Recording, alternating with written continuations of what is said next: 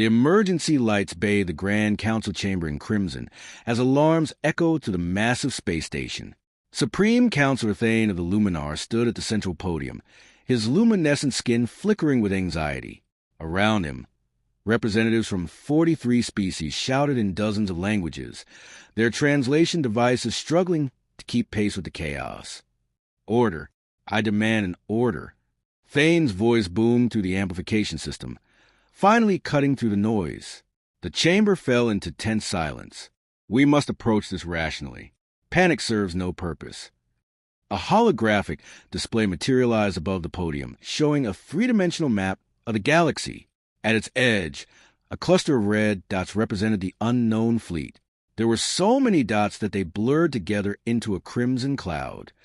Commander Vrose of the Cretan Empire stood, his reptilian features twisted in fury. His scales, normally a deep green, had darkened to almost black. Rational? There are 10,000 unknown vessels approaching Council space. 10,000? That's larger than the combined fleets of half the Council members. He pointed a clawed finger at the display. This is an invasion force, and we're wasting time talking. We don't know that, said Ambassador Talon of the Vossich Collective, her three eyes blinking in sequence. The Vossich were traitors, not warriors, and the apprehension in her voice was unmistakable. They could be refugees. Perhaps they're fleeing something even worse. Thane raised his hands, calling for calm. Our long-range sensors detected their approach 3 weeks ago. They've been decelerating steadily, which indicates controlled movement, not a panicked flight. We've transmitted 17 different first contact protocols across all known communication frequencies. So far, no response. The display zoomed in, showing the strange signatures of the unknown ships. The technology readings made no sense. The vessels seemed to flicker in and out of normal space, using some kind of travel method that didn't match any known faster-than-light drive in the Council's extensive databases. They're using artificial wormholes, said Chief Scientist Realm, a small insectoid being who served as the Council's head of technology research. Her antennae twitched nervously as she analyzed the data. The energy signatures are consistent with controlled space-time ruptures, but that technology is purely theoretical. No species in Council records has ever successfully created stable wormholes, let alone used them for travel. Commander Vrose slammed his fist on his desk. Then we're facing a species more advanced than any in the known galaxy, and they're heading straight for our most populated systems. He turned to address the full chamber. The Cretan Empire moves to authorize defensive positions. We must demonstrate strength or we invite conquest. Several other militaristic species voiced their agreement. The chamber erupted into argument again, with peaceful species advocating for patience and warrior cultures demanding action. Thane let them argue for several minutes before calling for silence again. The truth was he didn't know what to do either. In his 300 years of life, spanning 2 centuries on the Council, he'd never faced anything like this. The galaxy had been stable for so long. The last major conflict had ended before he was born. They had grown comfortable, perhaps too comfortable. The fleet will reach the outer marker in 6 hours, Thane announced. At that point, they'll be within our territorial space. By Council law, we have the right to demand identification and purpose. If they refuse or show hostile intent, Commander Vrose, your forces have authorization to intercept, but only to intercept, not to fire unless fired upon. Is that clear? Vrose looked like he wanted to argue, but gave a sharp nod. The next 6 hours crawled by like years. Thane remained in the Council chamber, watching the displays as the unknown fleet drew closer. Around him, representatives nervously whispered to each other or communicated with their home worlds. The galaxy was holding its breath. When the fleet finally crossed into Council space, they stopped. All 10,000 vessels halted their advance simultaneously, maintaining perfect formation at the exact boundary of Council territory. It was a clear message.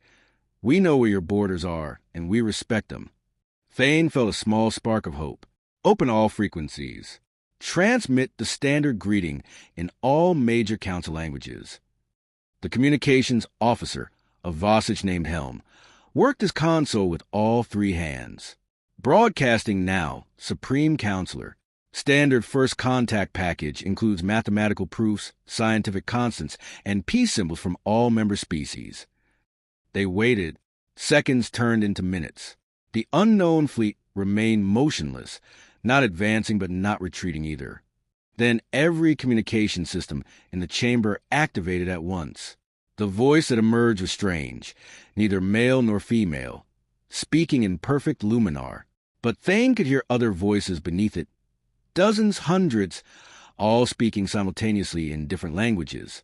His translation device went wild trying to process the multi-layered message. This is a united human Starfleet. We come in peace, seeking contact with galactic civilization. We apologize for our unannounced arrival. We did not wish to cause alarm, but our communication protocols may differ from yours. We are prepared to meet with your representatives at a time and place of your choosing. We mean no harm to any species or world under your protection. The chamber fell absolutely silent. Thane stared at the display, his mind refusing to process what he'd just heard. Did they say human? Ambassador Talon's voice was barely a whisper. Chief Scientist Realm was already pulling up data on her console, her antennae vibrating so fast they blurred. Impossible. Absolutely impossible. She threw the data to the main display. A planet appeared, rotating slowly. It was a breathtaking world covered in blue oceans and green continents. Catalog designation, Terra. Local name, Earth. Class M world located in the outer reaches of the Orion Spur survey conducted 823 years ago by a Vossich exploration vessel.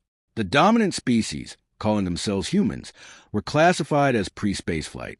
They had discovered nuclear fission, but had not yet achieved sustained fusion reactions. Their most advanced spacecraft were simple chemical rockets capable of reaching their own moon. Another image appeared showing a human. The being walked on two legs, had two arms, and a head with two eyes. Completely ordinary by galactic standards. The report listed their average lifespan at less than 100 years.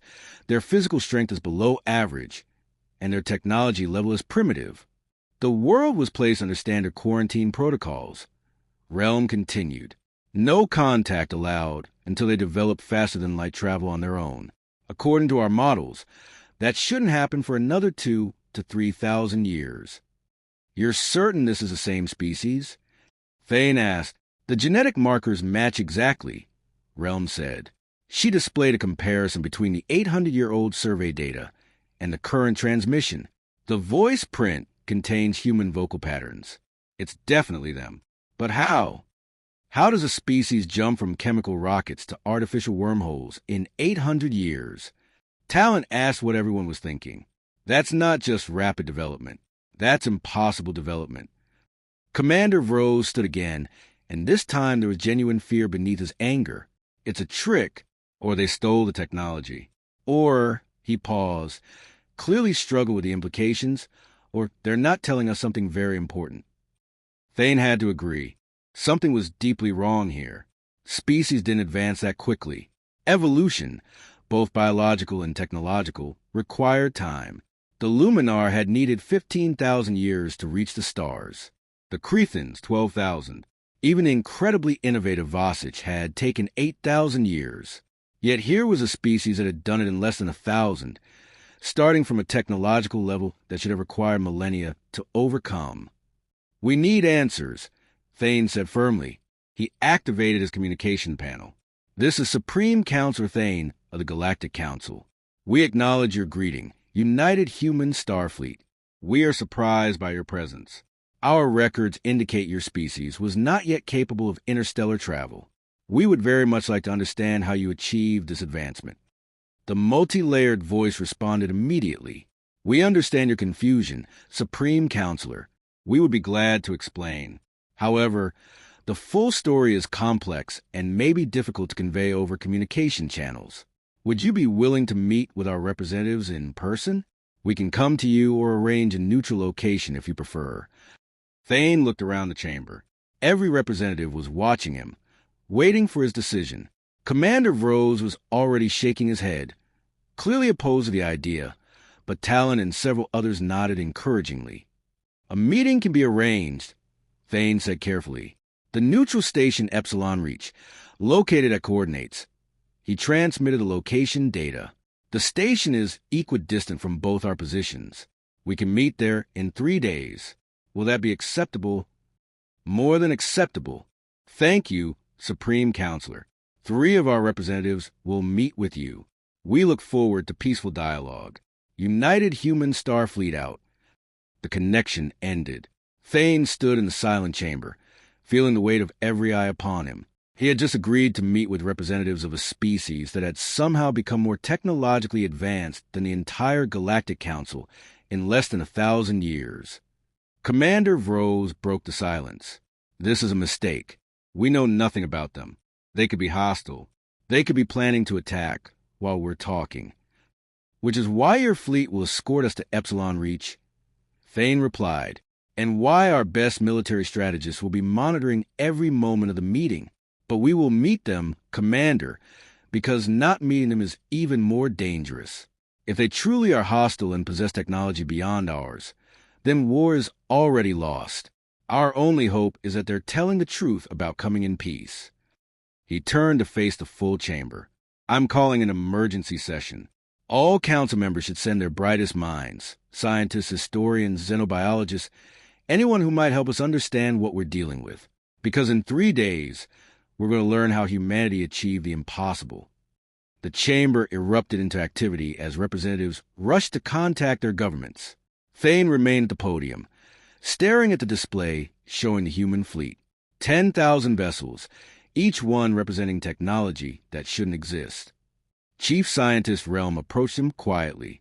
Supreme Counselor, I've been reviewing the sensor data. There's something else you should know.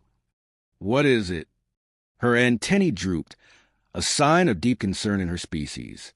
The fleet isn't uniform. The ships are all different from each other. Different designs, different power signatures, different technology bases. It's as though they were built by different civilizations, not one unified species. What are you saying? I'm saying that perhaps we're not dealing with one human civilization. We might be dealing with several, all arriving together, but each one distinct. She paused. Supreme Counselor, what if humanity didn't merely advance their technology? What if they advanced themselves? Thane looked back at the display, at those 10,000 ships waiting patiently at the border of Council space, each one different, each one representing a different path humanity had taken, and all of them more advanced than anything the galaxy had ever seen. In 3 days, he would get his answers. But as he stood there in the red emergency lighting, surrounded by frightened representatives and impossible technology readings, Thane couldn't shake the feeling that those answers would change the galaxy forever. The question was, would it be a change for better or for worse? Divider, true. Station Epsilon Reach had been built specifically for moments like this, though it had rarely been used. The massive structure floated in deep space far from any star system, a neutral ground where species could meet without the advantage of home territory. Its corridors were designed to accommodate dozens of different body types and atmospheric requirements.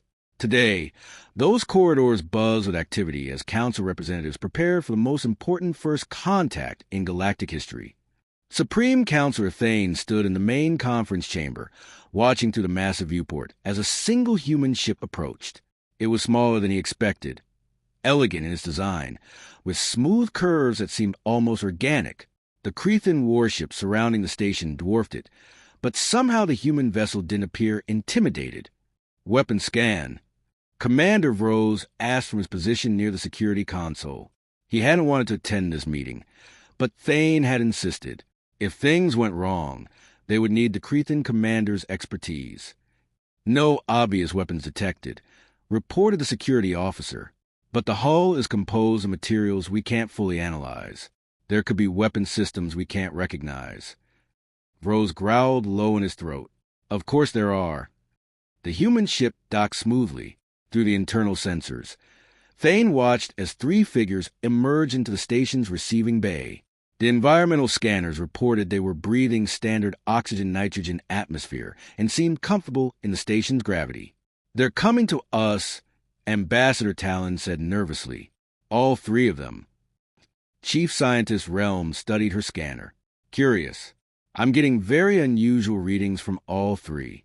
One appears mostly biological. One is heavily cybernetic. And the third, she paused, her antennae twitching in confusion. The third doesn't have a clear reading at all. It's almost as if they're partly digital. Thane felt a concern growing, but kept his expression composed. Let's greet them properly. Remember, we represent the entire galaxy. Show respect, but remain cautious. The doors to the conference chamber opened. The three humans entered, and Thane got his first real look at the species that had somehow conquered the impossible. The first human was female, or at least appeared to be. She walked with military precision, wearing a uniform that seemed to shift colors slightly in the light. Her eyes were striking, a bright blue that seemed to glow faintly. She appeared young by human standards, perhaps 30 years old based on the old survey data, but there was something in her gaze that suggested far greater experience. I am Admiral Chun of United Human Starfleet, she said, her voice clear and confident. Thank you for agreeing to meet with us. The second human was harder to classify. Large portions of his body were clearly mechanical, with metal and synthetic materials visible where skin should be. One eye was biological, the other a glowing optical sensor. When he moved, Thane could hear the faint whir of servos and actuators. Yet the man smiled warmly, a very human expression. I am Counselor Marcus, representing the Transcendent Union, he said. His voice carried a slight mechanical quality, but remained warm. The third human was the strangest of all. She appeared completely normal at first glance, a young woman with dark hair. But as Thane watched, her form seemed to flicker slightly, like a hologram that wasn't quite stable. I am Keiko, she said simply. I speak for the distributed collective. Thane gestured to the conference table. Please sit. We have many questions. As they took their seats, Thane noticed that Keiko didn't quite sit like a physical being. She seemed to rest on the chair, but there was no weight, no physical compression of the cushion. She was present, but somehow not entirely there. I'm sure you do, Admiral Chen said. Let me start with the most obvious question you must have. Yes, Thane said. How? Chen smiled, though it was a melancholy smile. We didn't develop faster than light travel. Not for most of that time. What we developed was patience, determination, and a willingness to transform ourselves in ways your species never considered. She activated a holographic projector, and images filled the space above the table. Earth appeared, that breathtaking blue world from the survey reports. 800 years ago, humanity reached a critical juncture. We knew we were alone in our solar system. We had searched for signs of other intelligent life and found nothing nearby. We also knew that remaining on one planet was perilous. One asteroid strike, one disease, one war could end us. Chen's expression grew more serious. So we made a choice. We would go to the stars, even though we didn't have the technology to do it quickly. The image shifted, showing massive cylindrical vessels. They were enormous, each one the size of a small city. Generation ships, Counselor Marcus explained, his mechanical voice filled with something that sounded like reverence.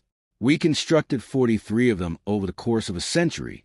Each one carried 10,000 people and all the knowledge and resources they would need to survive a journey lasting centuries.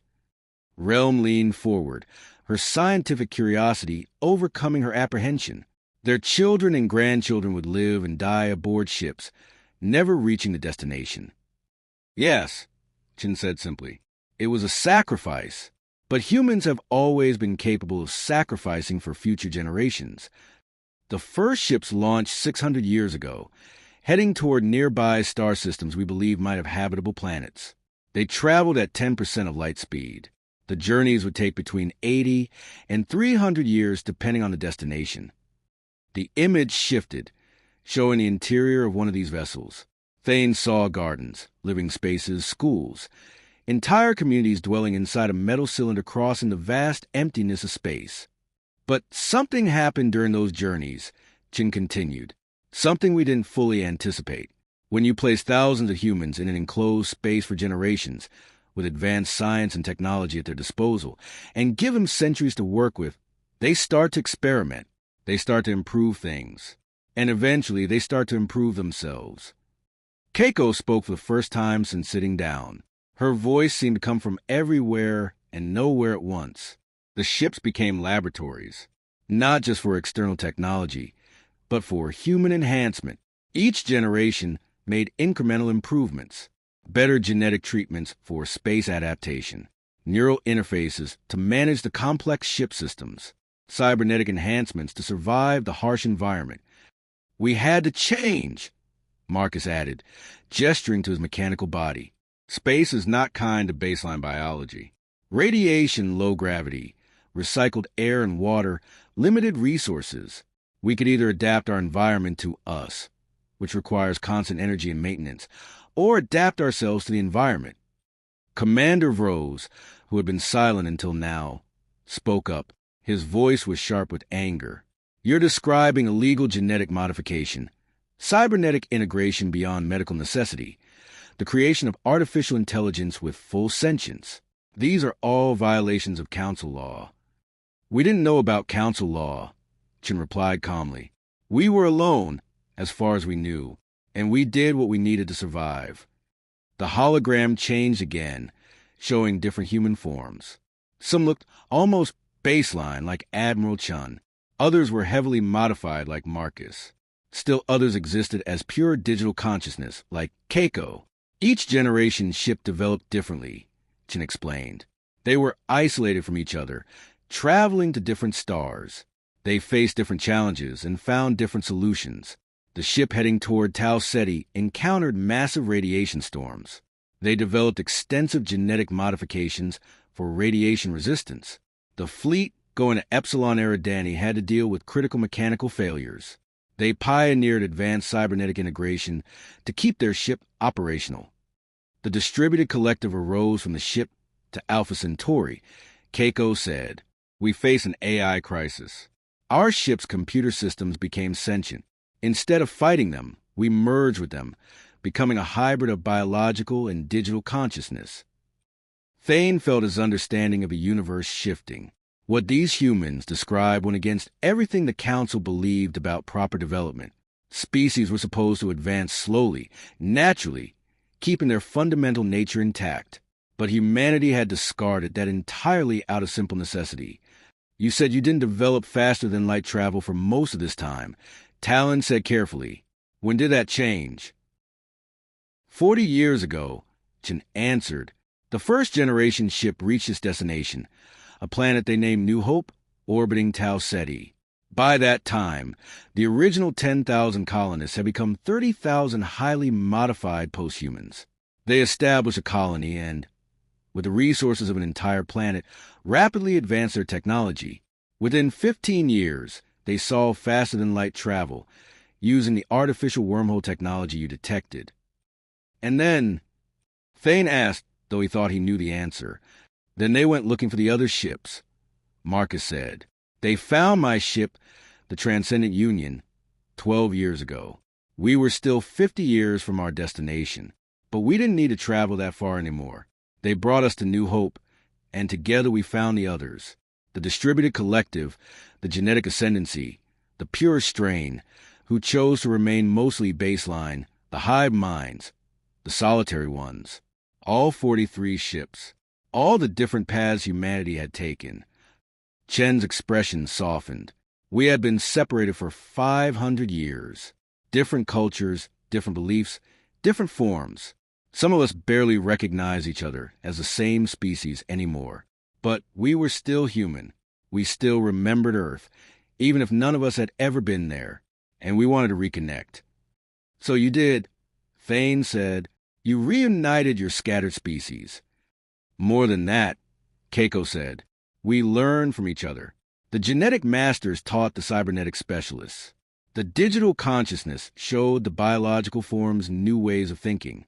We shared everything. And in doing so, we became stronger.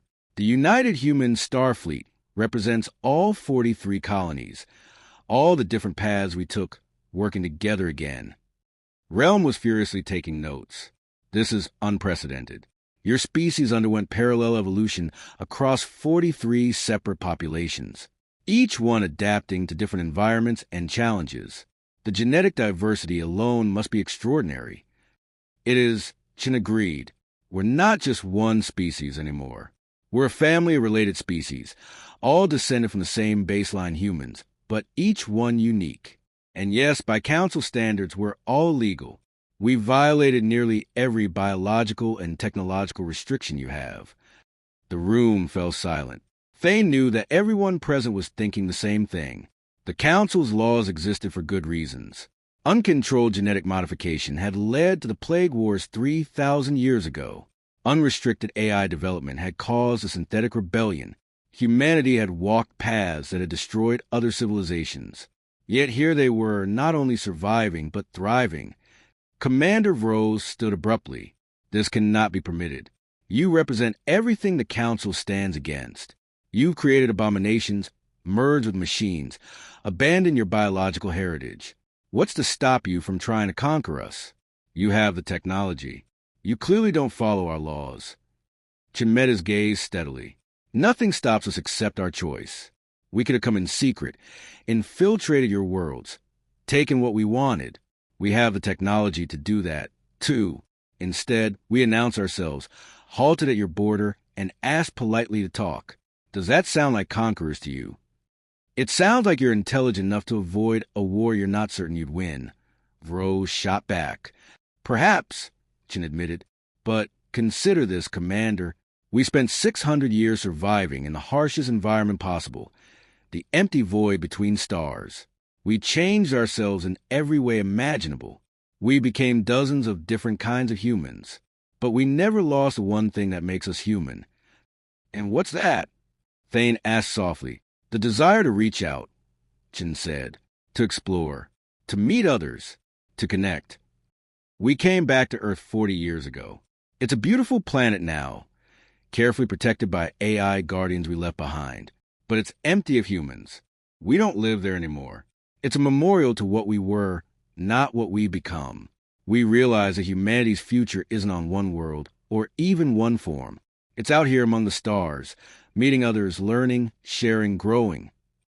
She leaned forward, her glowing blue eyes intense. We came here because we detected your civilization and realized we weren't alone. We came because after 600 years of isolation, we desperately want to meet our neighbors. We came because even though we've changed in countless ways, we're still human enough to hope that the galaxy might welcome us rather than fear us. Keiko added quietly, we came because loneliness is the worst fate any species can suffer, and we don't want to be alone anymore. Thane felt something shift inside him. He looked at these three humans, so different from each other, so different from anything the Council had ever encountered. One mostly biological, one heavily cybernetic, one existing partly outside physical reality. They represented a civilization that had broken every rule and survived to means the Council considered forbidden. But they had also traveled across the galaxy simply to say hello. I believe you, Thane said finally, but belief is enough. The Council will need proof. They will need to understand that despite all your changes, you haven't lost your morality, your compassion, your fundamental humanity. What do you propose? Chin asked. Thane thought carefully. A test. We have a crisis in the Outer Rim. The Chow species is dying from a plague that our best scientists cannot cure. Billions are already dead. If your advances are real, if your modifications give you capabilities beyond ours, prove it by helping them. Save the Chow, and you'll show the galaxy that human power comes with human compassion. Chin looked at Marcus and Keiko. Some kind of silent communication passed between them, too fast for Thane to follow. Then Chin turned back and smiled. We accept, she said. Send us the data on the Chow plague. We'll save them, not because it's a test, but because that's what humans do. We help those who need it. As the meeting adjourned, Thane watched the three humans leave. Commander Rose moved beside him, his expression dark. You made a mistake. You're giving them access to one of our member species. They could use the plague research to develop biological weapons. Perhaps, Thane admitted, but I'm betting that their humanity is stronger than their technology. We'll know soon enough if I'm right. Through the viewport, he watched the human ship undock and return to its fleet. 10,000 vessels representing paths the galaxy had never dared to walk. The question was no longer how humanity had achieved the impossible. The question was what the galaxy would do now that the impossible had arrived. Divider. True. The Chow homeworld looked like it was dying. From orbit, Supreme Counselor Thane could see the empty cities, the abandoned agricultural zones, and the massive quarantine camps where the sick were isolated from the healthy.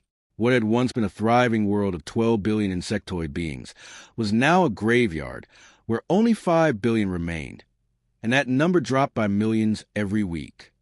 "I've never seen anything like this," Ambassador Talon whispered beside him. She had worked on disease control for decades, but even her experience couldn't prepare her for this level of devastation. The Chow plague had appeared 3 years ago without warning.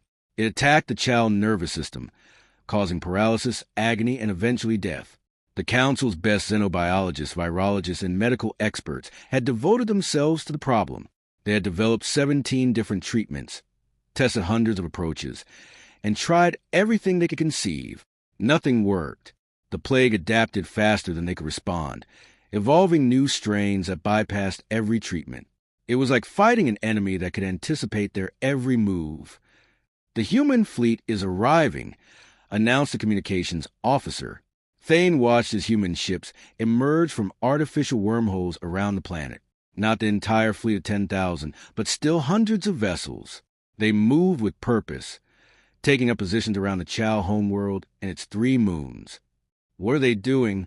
Commander Vrose demanded. He had insisted on coming, bringing a Crethan battle group with him. "They're surrounding the planet. This could be a takeover." "They're establishing a research network," Chief Scientist Realm said, studying her sensors. "Each ship is different. Look, that one has biological research facilities. That one is focused on genetic analysis.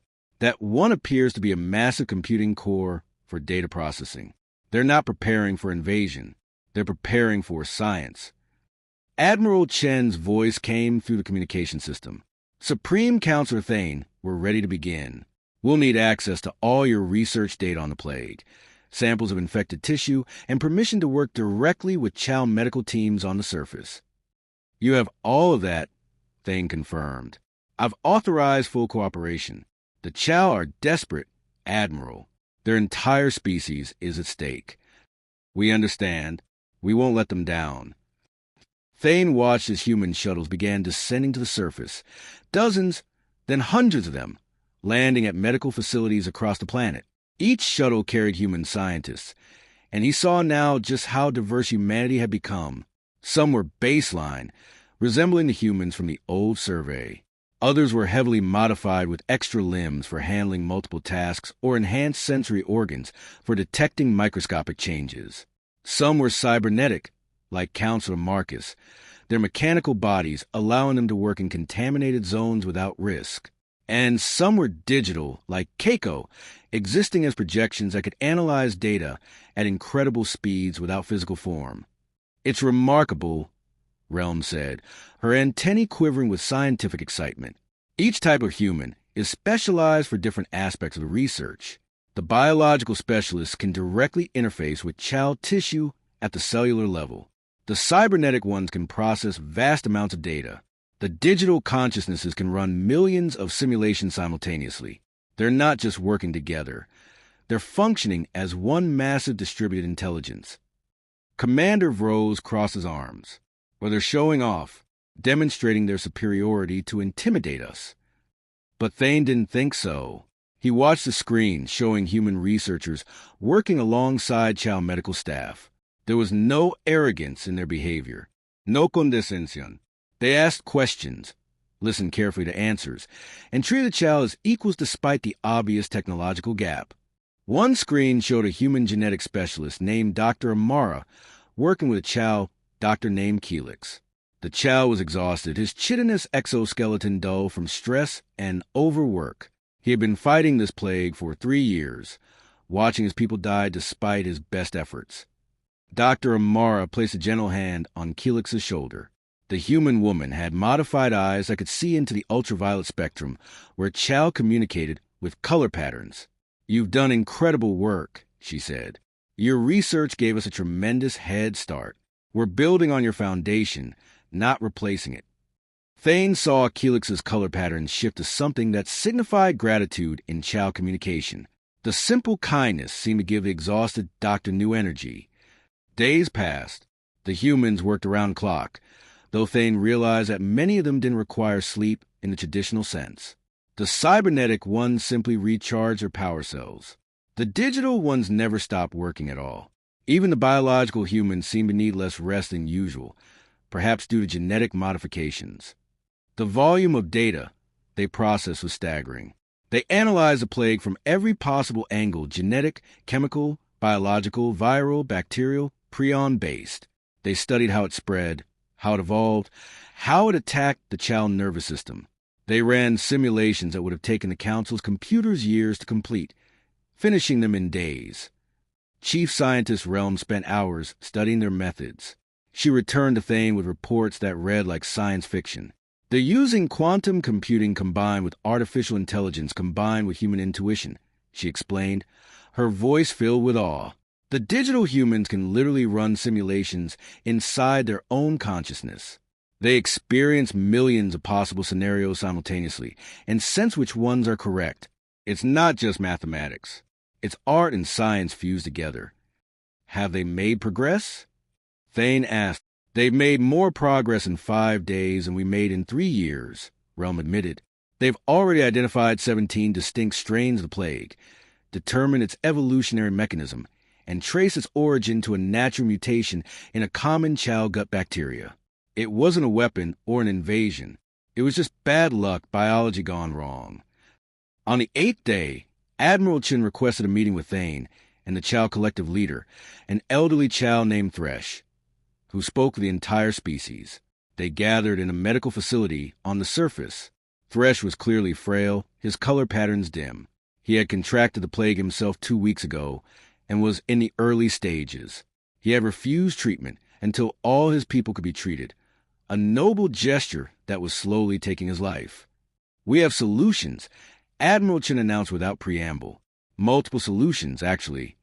She activated a holographic display, showing complex molecular structures. "The plague is extraordinarily adaptive, which is why single treatments haven't worked. It evolves too rapidly. So we developed multiple approaches that work in concert." A human virologist named Dr. Yuki took over presentation. She was a digital consciousness, her holographic form shifting with excitement. Treatment option 1 is a genetic retrovirus that repairs the damage to child nervous systems and provides permanent immunity to all current plague strains. It's highly effective, but requires genetic modification of every child individual. Thresh's color pattern shifted to concern. "Genetic modification is difficult for my people to accept. We value our natural form." "We understand," Admiral Chin said gently. "That's why we developed 16 other options." Dr. Yuki continued. "Treatment 2 is a combination of synthetic antibodies and targeted nanomachines that hunt down and destroy plague organisms. It doesn't alter your genetics at all, but requires regular booster treatments every few months. Treatment 3 uses modified bacteriophages, viruses that target only the plague bacteria. Treatment 4 is a full immune system reset that teaches your bodies to recognize and combat the plague naturally. Treatment 5 uses cybernetic neural implants to bypass damaged nervous tissue." She went through all 17 treatments, each one tailored to different child preferences and needs. Some were permanent, some temporary. Some required technology. Some used purely biological means. Some worked for all child subspecies. Some were specialized. "You developed 17 different cures?" Thane asked in disbelief. "We wanted to give the child choices," Counselor Marcus said. He had been working with the cybernetic research team. "Every species should have the right to decide how they're saved. Some child might accept genetic modification. Others might prefer cybernetic enhancement. Some might want purely natural biological solutions. We provided all the options." Thresh was silent for a long moment, his color patterns cycling through emotions Thane couldn't fully interpret. Finally, he spoke. In 3 years, the Council developed treatments that didn't work. In 8 days, you developed 17 that do. How is this possible? Admiral Chen sat down across from Thresh, meeting his multifaceted eyes. Because we approach problems differently. The Council has guidelines about what research is acceptable. No genetic modification beyond certain limits. No dangerous AI experiments. No risky cybernetic integration. Those guidelines exist for good reasons. They prevent disasters, but they also prevent solutions. We don't have those restrictions, Dr. Amara added. We've already walked those dangerous paths. We know how to use genetic modification safely because we modified ourselves. We know how to work with AI because we became AI. We know how to integrate cybernetics because we're already cyborgs. Your people's crisis required extreme solutions, Keiko said, her digital form materializing beside them, and we had extreme tools. But more than that, we had experience with desperation. Our ancestors on the generation ships faced extinction many times. Reactor failures, plague outbreaks, asteroid impacts, system malfunctions. They learned to solve impossible problems because the alternative was death. We inherited that knowledge and that determination. Commander Vrose, who had been monitoring from orbit, spoke through the communication system. This proves my point, Supreme Counselor. They're too powerful. They can do things we cannot. That makes them dangerous. But Thresh made a sound that was a Chow equivalent of laughter. Dangerous? They just saved my entire species. They didn't ask for payment. They didn't demand political concessions. They didn't even insist we use their preferred treatment. They gave us choices and asked nothing in return. If that's dangerous, then I wish for more danger like this in the galaxy. Over the following weeks, the Chow began receiving treatments. True to the human's word, each community could choose their preferred solution. Some accepted genetic modification and became permanently immune. Others chose the nanomachine treatments. A few even volunteered for cybernetic enhancements, curious about human technology. Thane watched as the mortality rate plummeted. Within a month, new infections had stopped completely. Within 2 months, the sick were recovering. The Chow world was healing, literally coming back to life before their eyes. But something else was happening too, something Thane hadn't anticipated. The human medical teams weren't leaving. Even after the plague was cured, they stayed. He found out why when he visited a recovery center and saw Dr. Amara sitting with a group of young Chow, teaching them advanced medicine. Nearby, a cybernetic human named Engineer Torres was helping Chow mechanics upgrade their hospital equipment. In another facility, Keiko was doing something even more unexpected. She was sitting with a Chow elder named Ven, examining old data crystals. "What's going on here?" Thane asked. Keiko looked up, her digital form smiling. "Ven was telling me about Chow history. Did you know they had an extraordinarily rich musical tradition? They used to create symphonies using their wing vibrations. Whole orchestras of Chow producing sounds ranging from subsonic to ultrasonic. But the music stopped about 600 years ago during their rapid industrialization." Ven's color pattern showed sorrow. "We forgot how to sing. The old recordings exist, but no one remembers how to produce the sounds anymore. The technique was lost." "Not lost," Keiko said gently. "Just sleeping. I've been analyzing these recordings, the mathematics of the sound waves, the harmonics, the resonances. I believe I can help you reconstruct the techniques. We could teach young Chow how to sing again." Thane stared at her. "You're teaching them music? The plague is cured. Your mission is complete." "Our mission was never just to cure the plague," Admiral Chen said, appearing beside him. "Our mission is to connect with other species, to share what we have and learn what they have. The Chow have 3,000 years of culture, art, philosophy, and history. We'd be foolish to simply leave without learning from them." She gestured around the facility. "Every human team here is doing the same thing. We're teaching them our medicine, and they're teaching us their biology. We're sharing our technology, and they're sharing their culture. This is what we came to the galaxy for, Counselor, not just a help. but to become part of something larger than ourselves. Thresh approached them, his color patterns now bright and vibrant. He had chosen the genetic modification treatment and was fully recovered. Admiral Chun, I have a question. Why did you really help us? The truth, please. Chun smiled. Because we were in your position once. 600 years ago.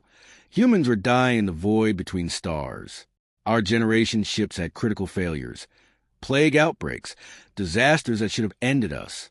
We survived because we refused to surrender. Because we changed ourselves. Because we did whatever it took to live. When we saw your people facing extinction, we saw our own ancestors. How could we not help? And you asked for nothing? Thresh said. We received everything we needed, Chin replied. We got to prove to ourselves and to the galaxy that despite all our changes, we're still human enough to care. That's worth more than any payment. News of the Chow recovery spread to the galaxy faster than any ship could travel. Every Council world learned that humanity had accomplished in weeks what the Council couldn't accomplish in years. The response was varied. Some species were grateful, viewing humanity as potential saviors. Others were terrified, seeing beings with extraordinary powers who could reshape life itself. And others, like the Crethans, saw a threat that needed to be contained before it was too late. Commander Vrose sent a message to his empire. It was simple. Humanity is too powerful to be allowed to roam free. We must act before they decide to stop asking permission and start taking what they want. But on the Chow homeworld, something remarkable was unfolding. In a recovery center, a young Chow named Krill stood before a group of his peers and a handful of human observers. He took a deep breath, spread his wings, and for the first time in 600 years, a Chow sang. The sound was magnificent, a cascading harmony that made use of frequencies most species couldn't even perceive. It was joyful and sorrowful at once, a song about loss and recovery, about death and life, about the end of one era and the beginning of another. Keiko recorded it all, tears running down her holographic face, even though she didn't technically have a physical body to cry with. Dr. Amara stood beside her, openly weeping. Even the cybernetic humans seemed deeply moved, their optical sensors glowing brighter. Thane watched in the doorway, and he finally understood. Humanity hadn't just saved the Chow from a plague. They had saved them from a different kind of extinction, the slow death of culture and joy. They had restored not just life, but a reason to live. And if they could do that for the Chow, what could they do for the rest of the galaxy? The question was no longer whether humanity was dangerous. The question was whether the galaxy was ready for what humanity wanted to give them. But somewhere in deep space, the Cretan Empire was mobilizing its fleets. They had their own answer to that question, and it involved weapons, not songs. Divider. True. The Cretan Imperial Fleet emerged from hyperspace in perfect formation. 3,000 warships, the largest military force assembled in 1,000 years, surrounded the Chow system like a steel cage. Their weapons were powered and ready. Their shields were raised. They had come prepared for war. Supreme Counselor Thane received the notification while he was still on the Chow homeworld. His assistant's voice trembled as she delivered the news. Sir, the Crethans have mobilized their entire battle fleet. They're surrounding us. They're demanding that all human ships surrender immediately. Thane felt his heart sink. He had hoped for more time, but Commander Vrose had clearly been planning this for weeks. Minutes later, Chin appeared on the communication screen. She was aboard her flagship, and Thane could see the organized activity behind her as humans rushed to their stations. But her face was calm, almost unnaturally so. I assume you've seen the Cretan fleet, she said. Admiral, I didn't authorize this. The Council didn't approve military action. This is Commander Vrose acting on his own, or possibly with his Emperor's blessing, but without Council consent. I understand. What are his demands? Thane pulled up the official message. He's demanding that all human vessels surrender and submit to Council authority. He wants you to accept immediate restrictions on genetic modification, cybernetic enhancement, and AI development. He wants oversight of all your colonies and technology. And he wants you to dismantle what he calls your abomination technologies within 6 months. Chin was silent for a moment. Behind her, Thane could see other humans gathering. Counselor Marcus, Dr. Amara, Keiko, and dozens of others. They were all listening. And if we refuse? Chin asked quietly. He says he'll open fire. He believes you're too dangerous to exist in your current form. Thane felt shame saying it. Admiral, I want you to know that many council members oppose this action. The Luminar, the Vossich, the Chow, and at least 20 other species have formally protested. But the Crethans have the largest military in the galaxy. We can't stop them by force. How long do we have? He's given you 1 hour to respond. Chin nodded slowly. Thank you for the warning, Counselor. We'll contact you shortly with our answer. The screen went dark. Thane sat in the silence, feeling helpless. He had brought humanity to the Council's attention. He had tested them with the Chow crisis. And now his actions might lead to the annihilation of an entire species. Ambassador Talon entered his quarters, her 3 eyes wet with tears. This is wrong. The Crethans are wrong. Humanity saved the Chow. They've done nothing but help. I know, Thane said, but fear is more powerful than gratitude in the hearts of warriors. The Crethans see power and assume it will be used against them. Aboard the human flagship, Admiral Chin stood before a holographic display showing the Cretan fleet. 3,000 ships to humanity's 400 vessels in immediate area. The rest of the human fleet was scattered across the galaxy, exploring, helping, learning.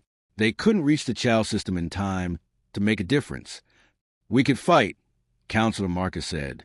His cybernetic body was built for war, among other things. Our technology is more advanced. We might win. We would win, Keiko corrected.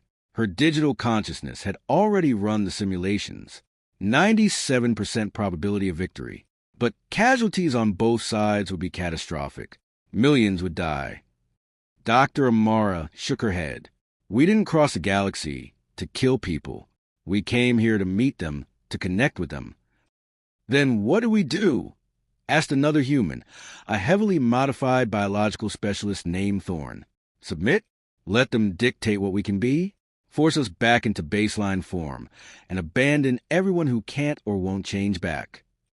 Chin looked at them all, her crew, her family, humanity in all its diverse forms. They had spent 600 years becoming who they were. Could they surrender that? Should they? There's a third option, she said slowly, but it requires trust. It requires vulnerability, and it requires us to do something very human. What? Marcus asked. We asked them what they want, Chin said. Not Commander Vrose, not the Cretan Empire. Them. All of them. Every species in the galaxy. We let them decide. She turned to her communications officer. Open a channel. Not just to the Crethans. To everyone, every council world, every independent system, every species that's listening. I want this broadcast to reach the entire galaxy. The officer worked as console. Channel open, Admiral. You're broadcasting on all frequencies. Estimated reach, 400 billion beings. Chin took a deep breath. Then she spoke. My name is Admiral Chun of the United Human Starfleet. Right now, a Cretan battle fleet has surrounded us and demanded our surrender. They want us to change what we are, to become less than we become, or be destroyed. I understand their fear. We're different. We've walked paths that other species consider dangerous or forbidden by the rules of the Galactic Council. We're abominations that shouldn't exist. She paused, letting her words sink in across the galaxy. But here's what the Crethans don't understand. We're not making this decision alone, because this isn't just about humanity. It's about what kind of galaxy we all want to live in. On 1,000 worlds, billions of beings stopped what they were doing to listen. 600 years ago, humans faced a choice. Stay on one world and risk extinction, or venture into the unknown, even though we didn't have the technology to do it safely. We chose to go. We chose to change ourselves rather than wait for the universe to change for us. Every modification, every enhancement, every integration of human and machine, human and digital, human and genetic engineering, all of it came from one simple drive. the will to survive and thrive in a universe that doesn't care if we live or die. But we never lost our humanity. We saved the Chow not because it benefited us, but because it was right. We're teaching them music, not because we gain anything, but because culture matters. We came to the galaxy not to conquer, but to join, to be part of something larger than ourselves. Her voice grew more intense. Now, the Cretans demand we surrender that. They want us to submit, to accept restrictions, to become less. And I'm here to tell you that we're willing to consider that, but only if it's what the galaxy wants, not what one empire demands, not what fear dictates, what all of you, collectively, democratically, freely choose. So here's what we propose. We're opening our technology, all of it, the genetic modifications, the cybernetic integrations, the AI consciousness transfers, the medical treatments, the cultural preservation techniques. Everything we know, we're offering it freely to any species that wants it. Behind her, the other humans nodded. Dr. Amara stepped forward. We'll teach anyone who wants to learn. We'll share our knowledge of genetics, of cybernetics, of digital consciousness. Not to force change, but to offer choice. Keiko materialized beside them. Every species should have a right to determine their own path, to modify or not modify, to enhance or remain baseline, to integrate with AI or keep them separate. We're not saying our way is the only way. We're saying it's one way, and you should all have access to the same options we had. Counselor Marcus spoke next. The Cretan Empire is afraid we'll use our power to dominate, so we're giving that power away. If everyone has access to the same technology, there's no advantage, no threat, just different choices for different peoples. Chun took over again. But we're also asking for something in return. We're asking for the right to exist as we are. We're asking for acceptance that different doesn't mean dangerous. And we're asking for time. Give us 1 year. Let us work with any species that wants our help. Let us prove that our modifications haven't made us monsters. At the end of that year, we'll hold a vote. Every council species gets to decide. Do we accept humanity as they are, or do we enforce restrictions? She looked directly at the camera, her glowing blue eyes steady. If the vote goes against us, we'll accept it. We'll depart council space. We'll settle in the unexplored regions, and you'll never see us again. But if the vote supports us, then the Cretan Empire, and anyone else who opposes us, must stand down. No more threats. No more ultimatums. Just peaceful coexistence. We're placing our fate in your hands, all 400 billion of you, because that's what we believe in. Choice, democracy, the right of beings to determine their own future. So what do you say, Galaxy? What kind of universe do you want to live in? The broadcast ended. Silence fell across the flagship. That was either brilliant or suicidal. Marcus said quietly. Probably both, Chin admitted. She turned to her crew. Now we wait and hope that the galaxy is wiser than we fear and braver than we expect. In the Cretan flagship, Commander Rose watched the broadcast with fury. It's a trick. She's trying to turn the galaxy against us. But his second officer, a younger Cretan named Syl, looked thoughtful. Commander, she just offered to leave if the vote goes against her. That's not the behavior of a conqueror. It's manipulation, Rose snapped. She knows the weaker species will vote for her out of gratitude or greed for her technology. On the council station, Supreme Councilor Thane called an emergency session. Representatives arrived in minutes, all speaking at once. The chamber was chaos until Thane restored order. We have 1 hour to respond to Admiral Chen's proposal, he announced. She's asked for a year and a democratic vote. The Crethans have asked for immediate surrender or war. We must decide now which future we want. Ambassador Talon stood. I support Chen's proposal. She's right. Fear shouldn't dictate our choices. Let's give them the year. Let's see what they do with it. A Cretan representative stood. This is madness. You're trusting a species that violates every law we have. They'll use the year to infiltrate our worlds, to corrupt our people with their abomination technology. Chief Scientist Realm stood slowly. Or they'll use it to help us. The Chow are alive because of humanity. Their culture is being reborn because of humanity. I say we vote. The argument raged for 30 minutes. Species shouted at each other. Ancient alliances fractured. New coalitions formed. The galaxy was being forced to choose between fear and hope, between restriction and freedom, between the safety of the known and the promise of the new. Finally, Thane called for the vote. Lights appeared on the board, green for yes, red for no. Thane watched as the numbers climbed. The Luminar voted yes. The Vossage voted yes. The Chow voted yes, enthusiastically. Species after species, 43 in total, voted to give humanity their year. 20 species voted no, led by the Crethans. The proposal passed. Thane sent a message to both Admiral Chun and Commander Vrose. The Council accepts your proposal, Admiral Chun. You have 1 year.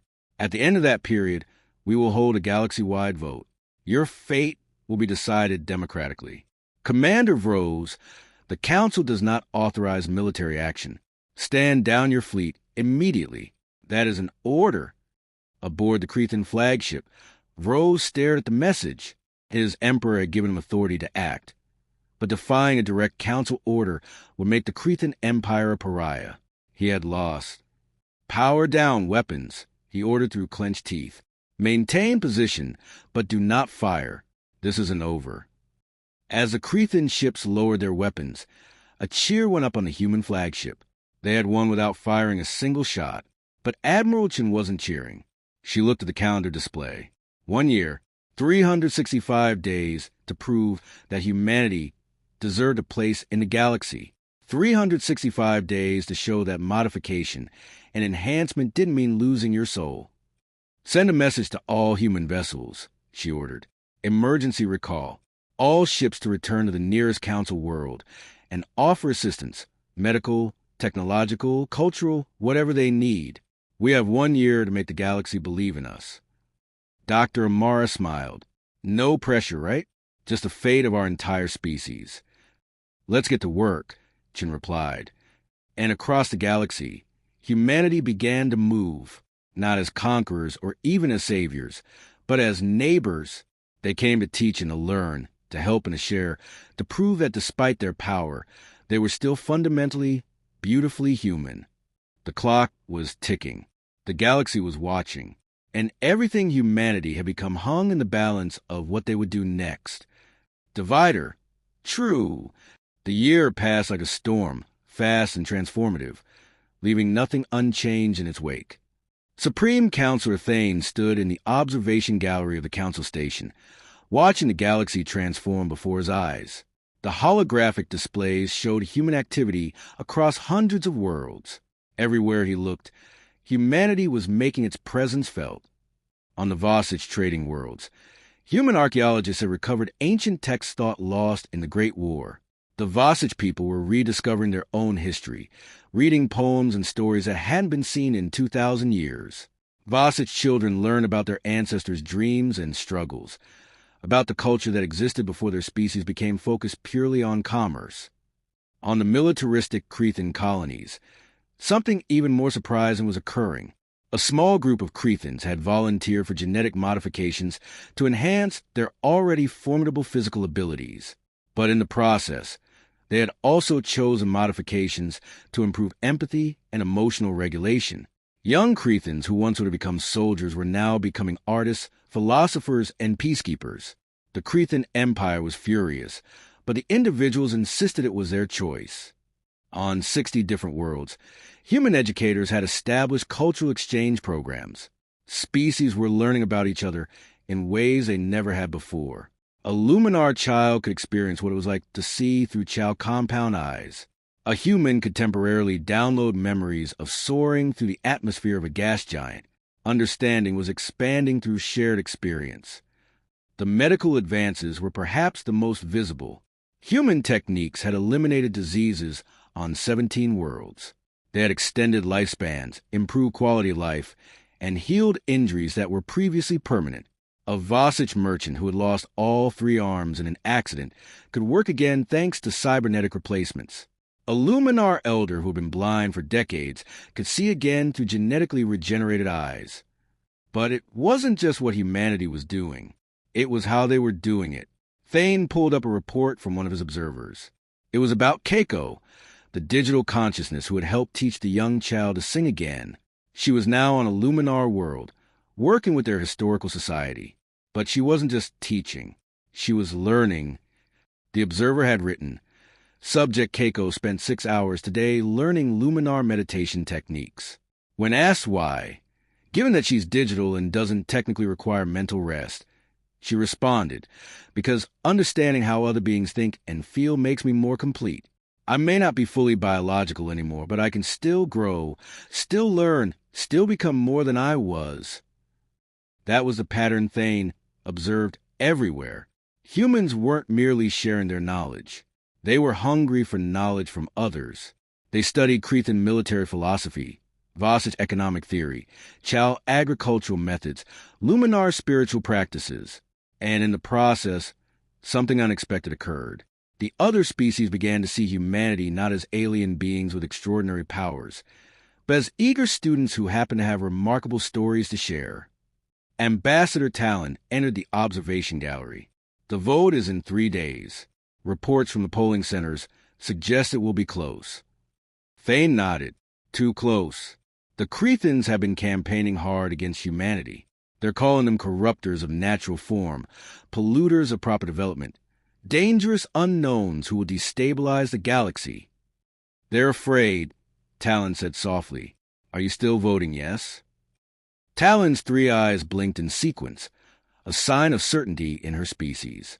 Absolutely. I've seen what humanity has done this year. They preserved lives, recovered lost culture, advanced science by centuries, and done it all while respecting our choices. They've never forced anyone to accept modifications. They've never demanded payment. They've simply offered assistance to those who asked. How can I vote against that? Thane pulled up another report, this one troubling. But they've also fundamentally altered the galaxy. 6 species have now begun genetic modification programs based on human techniques. For more, developing AI consciousness research. Dozens are pursuing cybernetic enhancement. The galaxy will never be the same. Was it supposed to remain the same forever? Talon challenged. Thane, we've been stagnant for 1,000 years. The same technologies, the same thinking, the same restrictions. Humanity showed us that other paths exist. Some species will take those paths. Others won't. But having the choice is better than not knowing the choice exists. Before Thane could respond, an alarm sounded. Chief Scientist Realm rushed in, her antennae vibrating with agitation. Supreme Counselor, we have a situation. The Cretan Empire just made a public announcement. They're declaring that if the vote goes in favor of humanity, they will withdraw from the Galactic Council. They'll take their 20 allied species with them and form their own coalition. Thane felt his heart sink. That would fracture the galaxy. We'd have 2 major powers instead of one unified council. It's worse than that, Realm said. Intelligence reports suggest that if they withdraw, they plan to continue hostile operations against humanity regardless of the vote results. This was a scenario Thane had dreaded. The galaxy splitting, not over resources or territory, but over philosophy, over what beings should be permitted to become. Get me Admiral Chun, he ordered. Minutes later, Chun appeared on the screen. She looked tired. The year had been arduous for humanity, too, spreading themselves across the galaxy, trying to help wherever possible. But her eyes were still bright with determination. Admiral, the Cretans are planning to leave the Council if the vote goes your way.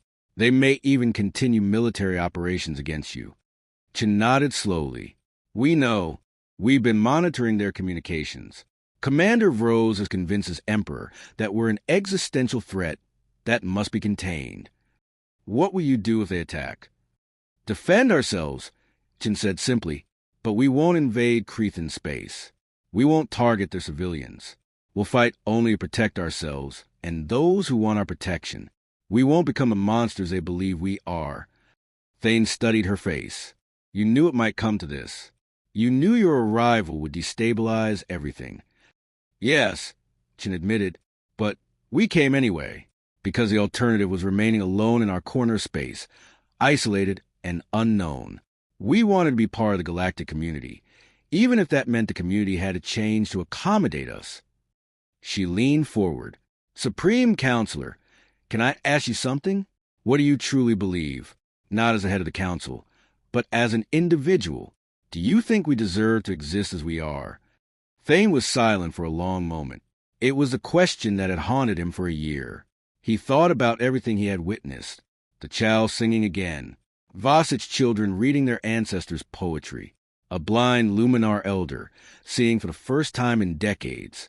But he also thought about the fear in Commander Rose's eyes, the genuine conviction that humanity represented danger. I think, Thane said carefully, that you represent change. And change is neither good nor bad. It simply is. What matters is what we do with it. He paused. But yes, Admiral, I believe you deserve to exist. I believe the galaxy is better with you in it than without you. Chin smiled. Thank you. That means more than you know. The vote was held 3 days later. Every council world participated, and for the first time in history, they opened the vote to non-council species as well. Any civilization that had been contacted by humanity. Admiral Chen had insisted on it. The numbers were staggering. 400 billion beings voted. The largest democratic exercise in galactic history. The council chambers were packed with representatives, observers, and media from hundreds of worlds. The tension was palpable. The results came in slowly as each world reported. Thane watched the numbers climb on both sides. Yes votes for accepting humanity. No votes for rejecting them. The counts were nearly equal. Then the Chow votes arrived.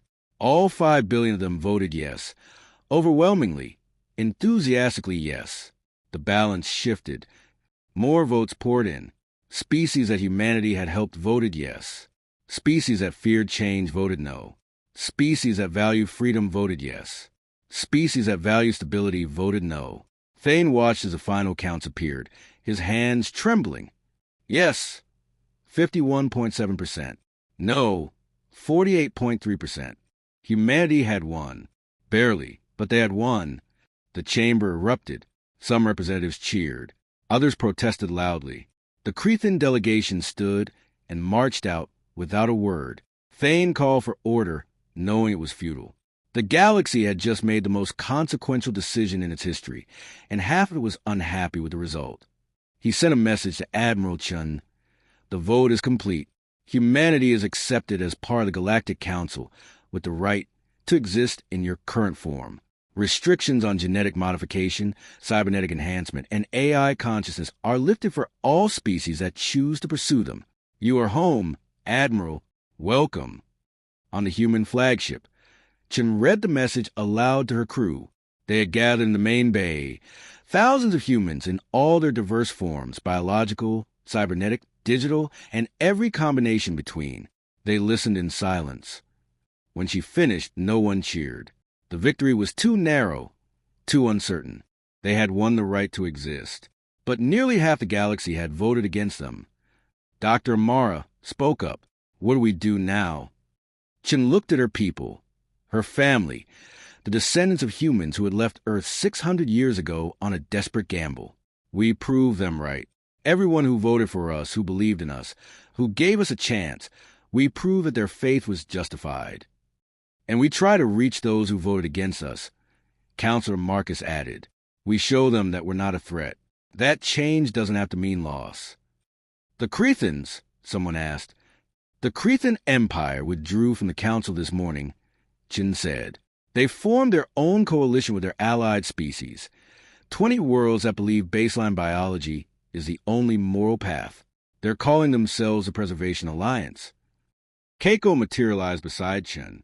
So the galaxy is divided?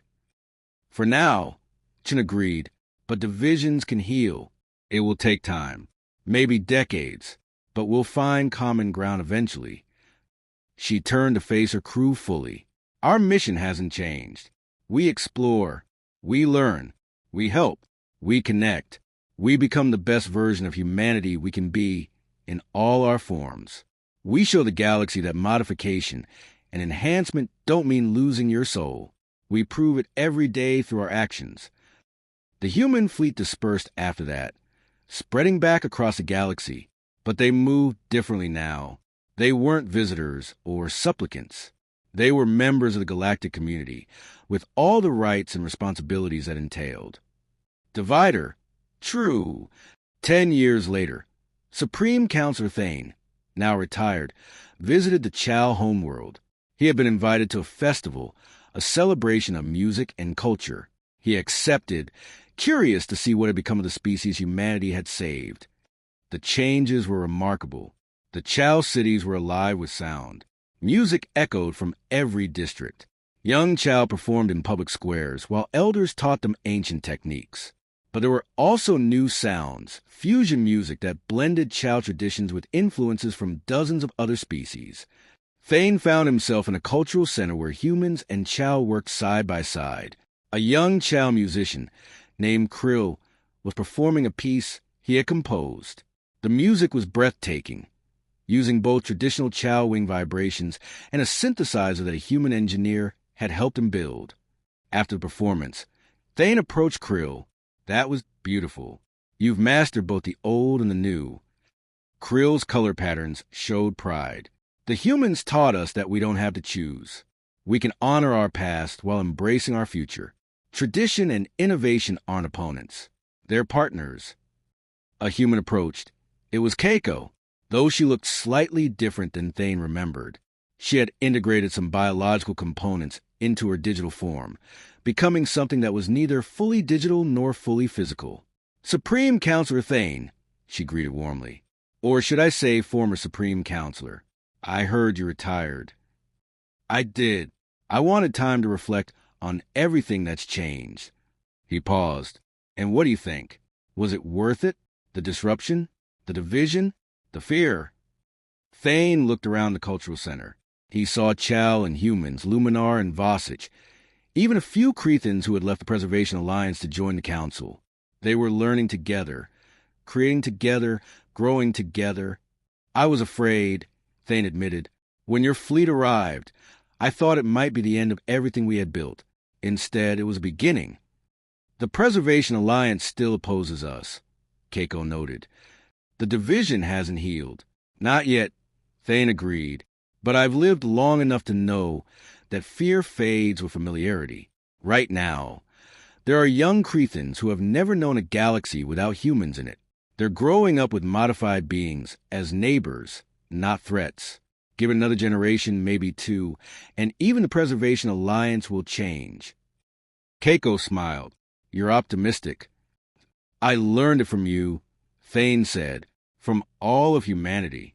You came to our galaxy after 600 years of isolation, knowing you were different, knowing you might be rejected. But you hoped anyway. That stubborn, relentless hope that things could be better. It's infectious. Admiral Chin appeared, now looking older than when Thane first met her. She had chosen to age naturally, refusing genetic treatments that would extend her life indefinitely. Growing old is part of the human experience, she had told him once. I don't want to lose that.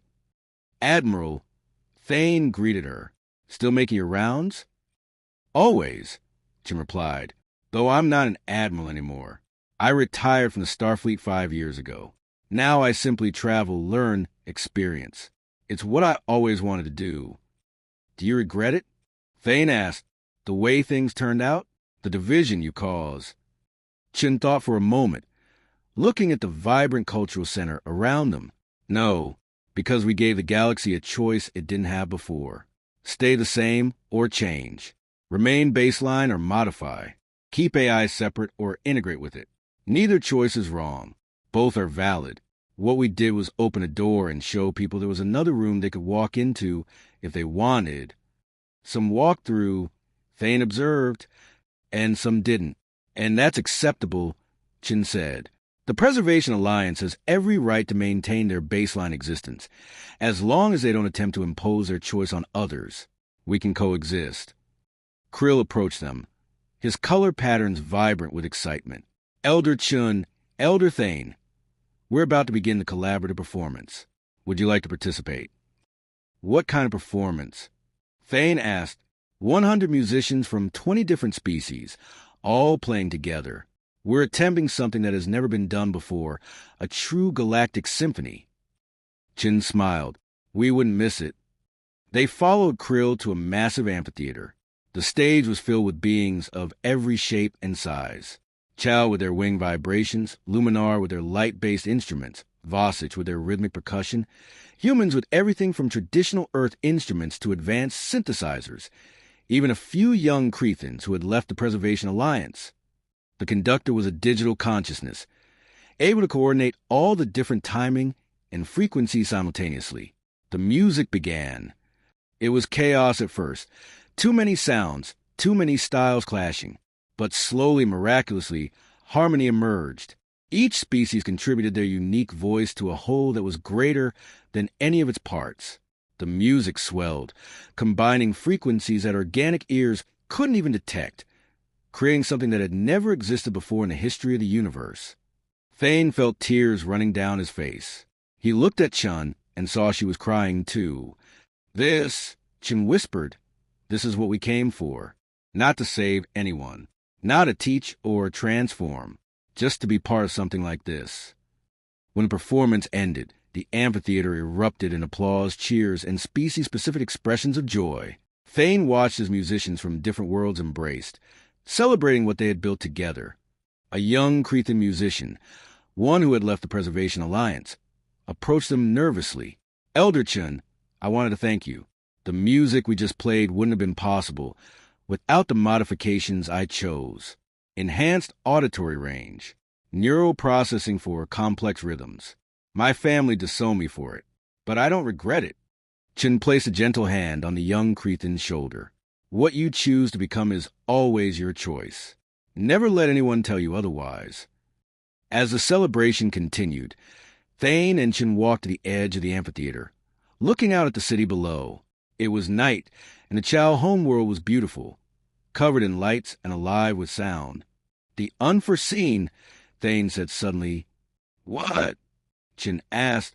When your fleet arrived, I thought the unforeseen would be humanity's power. Your technology, your modifications. But that wasn't it, was it? Chin shook her head. No, the unforeseen was the galaxy's response. You could have rejected us. You could have destroyed us. You could have hidden behind fear and laws and the safety of the known. But enough of you chose hope instead. Enough of you chose to believe that different could be good. That was the unforeseen. We surprised ourselves, Thane admitted. Half of us still don't agree with the choice.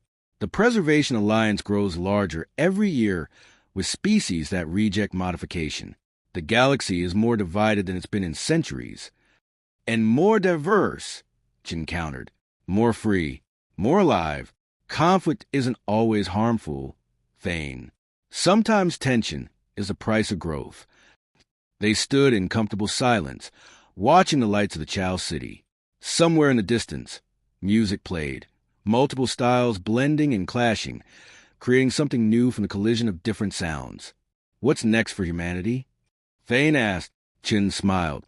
More the same. Explore, learn, connect, grow. There are still regions of the galaxy we haven't seen, species we haven't met, questions we haven't answered. And now we get to do it together, with the Council as equals, as partners. And the Preservation Alliance? We leave them alone unless they ask for help. They have the right to their path just as we have the right to ours. Maybe someday they'll change their minds. Maybe they won't. Either way is fine. Thane turned to face her fully. I have one last question. Do you think you're still human? After all the modifications, all the changes, the 600 years of evolution, are you still the same species that left Earth? Chun considered the question carefully. Yes and no. We're not the same humans that left Earth. We've changed too profoundly for that. But we're still human in the ways that matter. We're still curious. We're still hopeful. We still care about others. We still want to connect, to understand, to be understood. We still create music and art and stories. We still love, fear, dream, and wonder. She looked at the city below, at the blending of species and cultures and ideas. Being human was never about having the right number of limbs or the right kind of DNA. It was about the spirit, the drive to become more than we are, to reach beyond our grasp, to hope for something better, even when all logic says we should give up. That's what makes us human. And we'll never lose that, no matter how much we change on the outside. The words hung in the air between them. Finally, Thane nodded. Then welcome home, Admiral Chun. Welcome to the galaxy. I'm glad you came. Chun smiled. So are we, Supreme Counselor. So are we. Above them, the stars shone down on a galaxy transformed. Not conquered, not invaded, not destroyed, but changed. Evolved. Open to new possibilities. Some embraced the change. Others rejected it. But everyone had the choice. And that choice was the greatest gift humanity could have given. The Human Starfleet had arrived.